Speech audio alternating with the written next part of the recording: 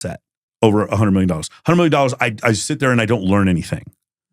And my lifestyle changes dramatically because of what I know I can spend, but my relationships with people don't get better. I'll have more relationships with people because they're going to want to hang out with me, and I'll be tempted to use money in order to get better out of those relationships. But I don't become a better person because you gave me $100 million. Yeah. If you give me a skill set where I can make $100 million eventually, but at the same time make other people rich and teach people, and while I'm learning and I got to work all the time, I would take that. I know some people think I'm crazy, but I would take that. Yeah. I would definitely rather have, if you ask people, would you rather have $500,000 now or a skill set that can make you 30 grand a month? Everyone would say I'd rather have 500,000. Poor people say I'd rather have 500,000. I would rather have the skill set to make 30 grand a month.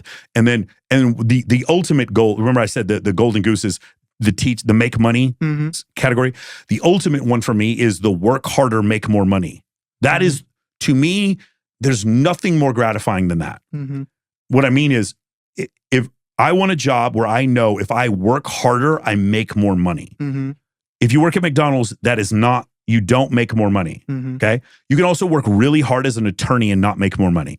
It's not scalable. It's not scalable. You're trading your time proportionally. I want the scalable, work harder, make more money job. I'll take that over anything else. Once you have a guaranteed contract and you're LeBron James and you have a guaranteed contract from Nike and you have a guaranteed contract from the Lakers, he doesn't, now granted, I'd rather be LeBron. LeBron's a billionaire. That's not what it's a bad example, but LeBron's an extreme example of where he can't work harder and make more money. He can't make any more money from working harder. But that's because he's at the top of his game. For other people, when you have a job, a 9 to 5, a lot of times you can't work harder and make more money. You can get promoted and make more money. My pay scale, when I was in the U.S. military, I knew that on May 14th, 2004, I was going to be second lieutenant. May 14th, 2006, I was going to be a first lieutenant. And May 14th, 2008, I was going to be a captain. I knew from the day I swore in what those dates were and how much I would be paid. So that's not, you in the military is another example of not work harder and make more money. So what you want though, what I think the ultimate goal is, like, you wake up every morning, you're just full of fucking fire, is when you have the job that is scalable. And if I know I work twice as hard today, I'm going to make at least twice as much money. That is the shit. That is what you want. That's the one you want. Does that make sense? Yeah. Joe Rogan, he was at some point, because of his sponsorships, I heard at some point, I'm sure it's way more now, but I remember when the reports came out, he was making $600,000 an episode. I'm sure he makes way more than that now.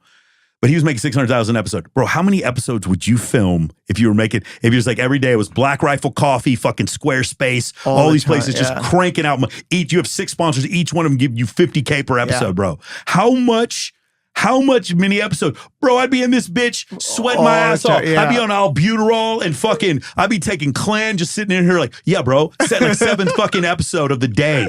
Like 600, bro, I'm gonna make $300,000 a day. I'd be doing this every day. Are you kidding me? Work, family, well, it's another thing. Work-life balance isn't real. It's not real. I have several friends that are billionaires. There is no work-life balance. You are going, find something you love to do. I never turn it off. Do you know when you go to a Brazilian steakhouse, they have the red thing and the green side? You know, you have this little panel. So if you go to Fogo de Chao, love Fogo de Chao. If you go to Fogo de Chao and you turn it to the green side, they keep bringing you meat. If you don't want any more meat, you turn it to the red side. Got it?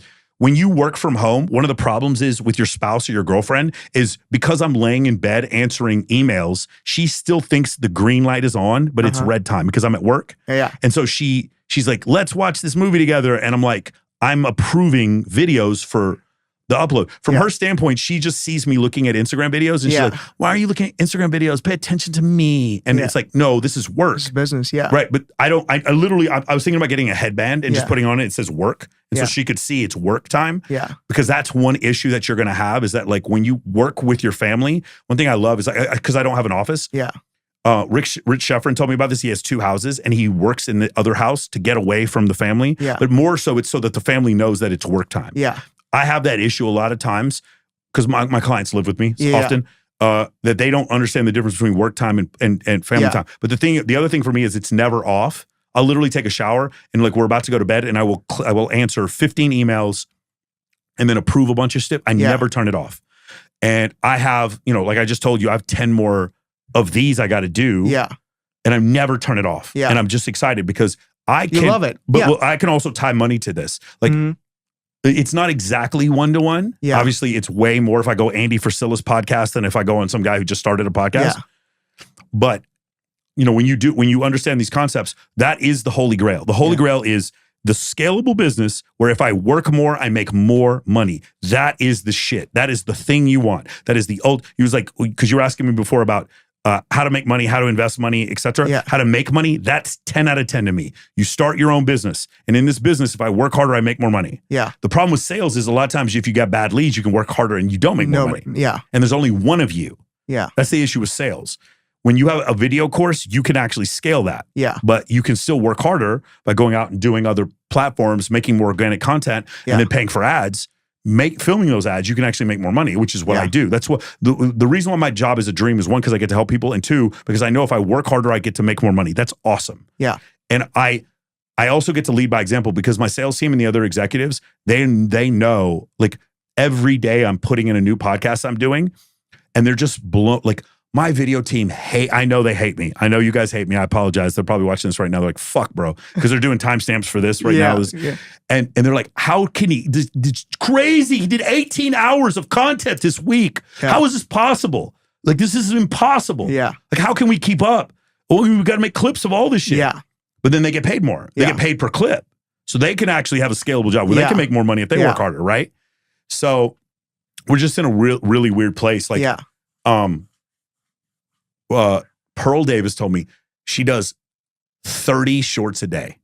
YouTube shorts. Wow. YouTube shorts are 60-second shorts. 30. She has a team that produces 30 shorts a day. Now, it's not on one channel. It's on several different channels that feed back into her channel. Yeah. But it's like, you just realize, man, if I just work harder, I can make more money. Yeah. Now, I do think in cases like hers, where she says that we need to repeal the 19th Amendment, it's a woman saying that women shouldn't have the right to vote. Yeah.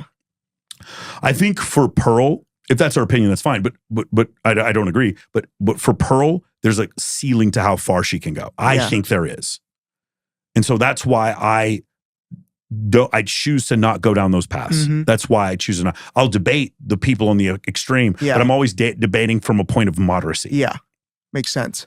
Yeah. Sorry, I went in a bunch of different directions here. Yeah. Oh, anyway, no.